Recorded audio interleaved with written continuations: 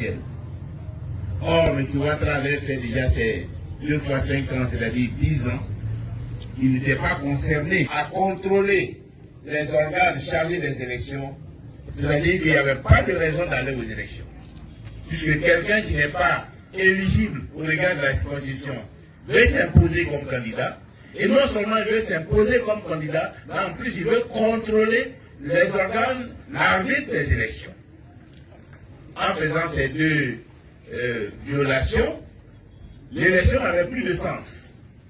C'est pourquoi nous avons adressé le mot d'ordre des désobéissances civiles.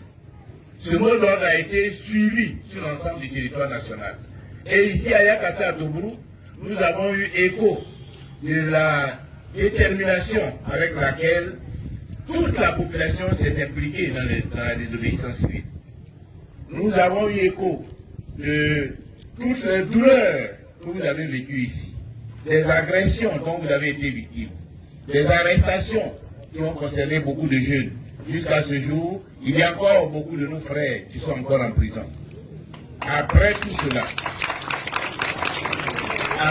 cela, le premier devoir d'un responsable politique, c'est de venir sur le terrain et puis dire yako à toutes les populations qui ont été traumatisées par ces événements, dire yako à tous ceux qui ont connu des pertes en vies humaines, aux familles qui ont connu des pertes en vies humaines, yako à tous ceux qui ont été blessés, compassion à tous ceux qui ont été arrêtés, détenus, et les réconforter, les consoler, pour qu'ils sachent qu'ils ne sont pas seuls dans l'épreuve, qu'ils sachent que nous sommes à leur côté, que nous avons vécu ensemble ces épreuves dans la solidarité et qu'ils peuvent compter sur notre engagement pour faire en sorte que notre cause avance. Donc le premier objectif de ma visite ici aujourd'hui, c'est ça, des mots de compassion. Yako à tous ceux qui ont été victimes de la désobéissance civile. Demandez aussi de sécher vos larmes. Les événements là sont encore frais. Nous avons encore mal au cœur. Peut-être que nos cœurs continuent de saigner, que nous continuons de pleurer ceux qui sont morts à l'occasion de cette situation. Mais je suis venu vous dire de sécher vos larmes, de prendre courage, parce que ce que nous avons fait entre août et décembre 2020, c'est ce qu'un peuple responsable, un peuple digne doit faire chaque fois que ces situations se présentent. Ça fait partie de la vie. Et nous, au Front populaire ivoirien, ce n'est pas la première épreuve que nous rencontrons. Certains se rappellent certainement des événements du 18 février 1992, aussi de 2002 avec la rébellion armée. Vous vous rappelez aussi de 2010 avec la crise post-électorale qui nous a contraints à abandonner le pouvoir, qui a contraint à la déportation du président Gbagbo à la CPI, à l'arrestation de beaucoup de dirigeants du Front populaire ivoirien. Moi-même, j'ai fait 2 ans et demi de prison à Bouna. Parce que c'est la voie pour libérer la Côte d'Ivoire, c'est la voie pour promouvoir le développement de la Côte d'Ivoire, c'est la voie pour ancrer la démocratie dans notre pays, pour défendre les libertés, pour défendre la bonne gouvernance de ce pays, pour que nous soyons tous respectés. Évidemment, cette lutte comporte des épreuves et nous devons être prêts à subir ces épreuves. C'est pourquoi nous étions dans la lutte il y a 3 mois pour la désobéissance civile. Mais rester dans la lutte, c'est aussi préparer l'avenir. Parce que l'élection présidentielle est finie. Mais la vie politique de la Côte d'Ivoire ne se limite pas à l'élection présidentielle. La vie politique s'étend à d'autres domaines. Et aujourd'hui, ce qui doit nous mobiliser, ce sont les élections législatives qui arrivent dans quelques jours, précisément le 6 mars 2021. Le 6 mars 2021, on nous invite à aller choisir nos députés. Alors là-dessus, il y en a à Abidjan, des intellectuels qui nous ont posé des questions, mais on s'est battu contre Ouattara en octobre 2021. Il est encore là, Pourquoi on va aux élections? Pourquoi on ne boycotte pas les élections puisque nous n'avons pas obtenu gain de cause? Maintenant, qui se pose cette question. Il y a des partis même qui ont fait des déclarations pour rejeter les élections législatives. Parce que pour eux, si on n'a pas eu gain de cause à l'élection présidentielle, nous devons boycotter l'élection législative. Mais cette affaire de boycott, vous savez bien que la main, depuis 2015, 2016, 2018, appelait au boycott. Donc, la raison que je vais vous donner aujourd'hui là, c'est la même raison qui était valable en 2015, 2016, 2018 et qui a justifié, nous, notre participation aux élections. Et qui a aussi justifié notre position vis-à-vis de nos frères que nous appelons les Gors au sein du Front populaire ivoirien.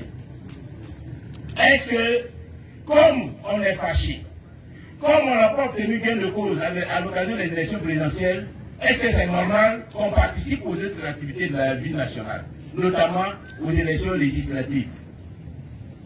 Pour illustrer ça, je prends souvent une image. Je dis la vie nationale, c'est comme la vie dans un village.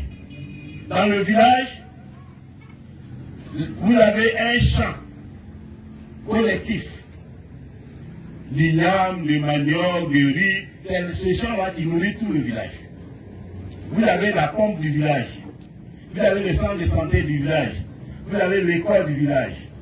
Et pour gérer chaque entité, on dit de voter.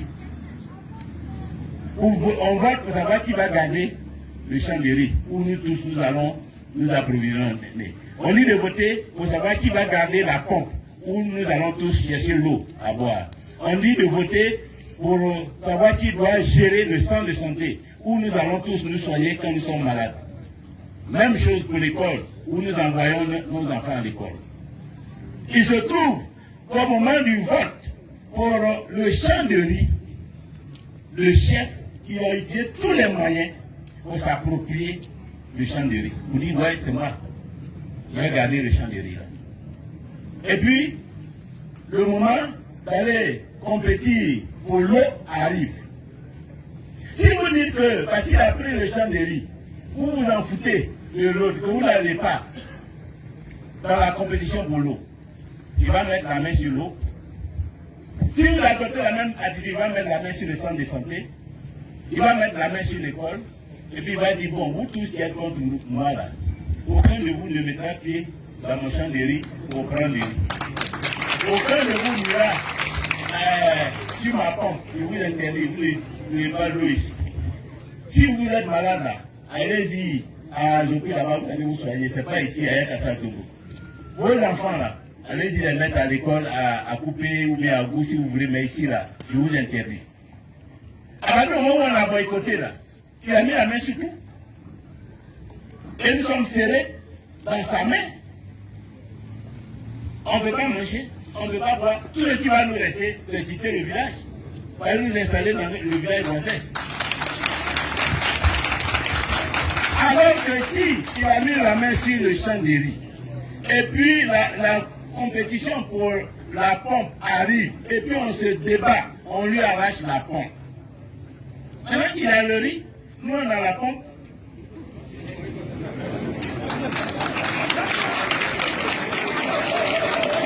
Ton riz là, avec quelle eau tu vas cuire même? Comment tu vas te laver? Comment tu vas boire? Ça veut dire que nous sommes dans l'eau, on n'a pas de riz. Donc, mais franchement, comme il y a un qui a le riz, et puis il y a un qui a l'eau, on va s'asseoir pour parler. C'est lui, il va venir nous trouver à la maison, vous dire, bon, les gars, bon, on n'a qu'à s'entendre.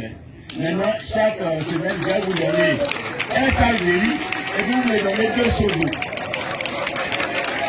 On s'est mis d'accord. Personne n'est scellé dans la main de personne. Mais la politique, c'est la même chose. L'élection législative, là, c'est aussi important que l'élection présidentielle. Si la présidentielle, là, c'est le champ de riz, l'élection législative, c'est la pompe du village. Aujourd'hui, en Côte d'Ivoire, il y a 255 députés. Et ces députés-là, on les a répartis entre les différentes régions. Dans chaque région, ici, dans la Mé, il y a un à Ferry, il y a un à couper. Il y a un ici, à Yakassa Tourou. Il y a un dans la commune, il y a deux, non, dans la commune d'Azopé. Un dans la commune d'Azopé, un dans la sous-région d'Azopé, un à Oku. Ça vous fait combien? 7 députés. 6 députés. Donc pour ici, on a donné 6 députés. Le nombre de députés est souvent en fonction du nombre d'habitants. Par exemple, chez moi, dans le Mourounou, nous on a 5. Parce que certainement, on est un peu moins nombreux que dans la Mé où vous avez 6. Et on va élire ces 6, et puis on va retrouver les autres députés qui viennent du pays Malinké, du pays Abron, du pays Bété, un peu partout du pays Baoulé, et eux tous, c'est ça qu'on appelle l'Assemblée nationale. Leur travail, c'est de contrôler l'action du gouvernement. Chaque année, le travail que le président va faire, là, il fait les papiers.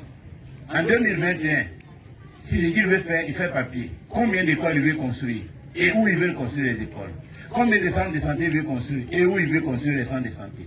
Combien de villages il va électrifier et quels sont ces villages? Combien de villages il va avoir l'eau? Combien de kilomètres de route il va bitumer? Les enseignants qu'il veut recruter, les professeurs qu'il veut recruter, les gendarmes, les policiers, les juges, tous ceux qui vont l'aider pour nous satisfaire nos besoins. Tout ça, il fait leur papier et l'argent qu'il lui faut pour faire ce travail, il ajoute dessus et puis il dépose devant les députés. Et voilà le travail que je vais faire l'année prochaine. Je demande votre autorisation. Tant que les députés n'ont pas voté, le président ne peut pas construire même une école ou bien un centre de santé. Et quand ils travaillent, une fois qu'ils ont voté, c'est pas parce qu'ils ont fini de voter, non, ils vont retourner au village. Et puis attendre l'année prochaine, non. Pendant même que le président fait le travail, ils ont leurs yeux dedans. S'ils voient que dans un ministère, dans un secteur, les choses là, on ne comprend pas tel que ça se passe là, ça ne se passe pas bien, on ne comprend pas, il peut convoquer le ministre là, à l'Assemblée nationale. Ah, par exemple aujourd'hui, il y a un rapport qui sort, on dit que en matière d'éducation, la Côte d'Ivoire est avant-dernière dans l'Afrique francophone. Les députés peuvent convoquer le ministre. Mais comment? Beaucoup d'argent on donne chaque année, on vole chaque année pour faire l'école. Pourquoi nous sommes avant-derniers? Ils vont venir nous expliquer. Comme ça, nous, on va expliquer aux parents. Les histoires d'orpaillage clandestin, les histoires de microbes à Abidjan. Sur tout ça, les députés peuvent convoquer les ministres. La grossesse précoce, les députés peuvent convoquer les ministres. Il y a des mines, et puis souvent les populations ne gagnent pas dedans. Les députés peuvent convoquer le ministre. Eux-mêmes, ils peuvent même envoyer des gens dans le ministère pour aller faire des enquêtes. C'est ce qu'on appelle des enquêtes parlementaires. Et puis les députés, là, s'ils sont 5, ils s'en vont 1 mois, 2 mois, 3 mois, ils vont tourner, interroger les gens, noter tout ça, et puis venir faire rapport à l'Assemblée nationale. Donc vous voyez que le rôle des députés est très important. Et que ce n'est pas le président seul, parce qu'on a voté président, il peut faire ce qu'il veut. Il faut que à l'Assemblée, on ait des députés pour contrôler. Et aujourd'hui, c'est donc l'enjeu de l'élection qui va venir. C'est cela. Ouattara a tout fait pour s'accaparer le pouvoir exécutif. Maintenant, pour s'accaparer le champ du riz. Comment nous allons faire pour limiter son influence là? C'est ça qui va être l'enjeu des élections législatives. Il faut que nous on fasse tout pour nous accaparer le puits, pour nous accaparer l'Assemblée nationale. Comme ça, on va limiter son pouvoir. Comme ça, il sera obligé de discuter avec nous sur tous les dossiers. Comme ça, il n'aura pas un pouvoir exorbitant. Il ne pourra pas nous imposer ce qu'il veut. Sinon, s'il a l'exécutif et que demain, à l'Assemblée nationale, il est dominant, il a plus de députés que nous, c'est comme s'il a un pouvoir absolu. Il fait ce qu'il veut, il s'en fout de nous. Ah, s'il fait ça, là, ce qui va se passer, c'est l'instabilité, c'est le trouble, c'est la désobéissance civile. Parce que la désobéissance civile qu'on a fait là, pourquoi on a fait la désobéissance civile? On m'a fait la désobéissance civile parce qu'à l'Assemblée nationale, on n'est pas beaucoup. Quand on peut essayer à quitter Ouattara, c'est peut-être c'est seulement qui était là-bas pour parler, pour débattre. Un pays n'a pas de député. Donc, Ouattara nous a imposé d'abord une constitution que nous ne voulons pas. Mais ils ont voté, ils sont nombreux. Il nous a imposé une constitution. Et puis après, il nous a imposé un code électoral. Et puis après, il nous a imposé la commission électorale indépendante. On ne voulait pas tout ça. Mais comme c'est lui qui est là-bas, et qu'il est puissant et que ses députés sont là, il nous a imposé. Tout ce qui nous restait, c'était quoi?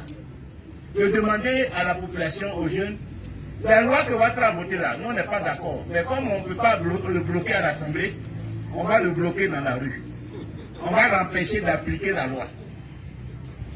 C'est pourquoi on a lancé les désobéissances civiles avec tous les risques que cela comportait, avec tous les morts que nous avons enregistrés, toutes les destructions, toutes les arrestations.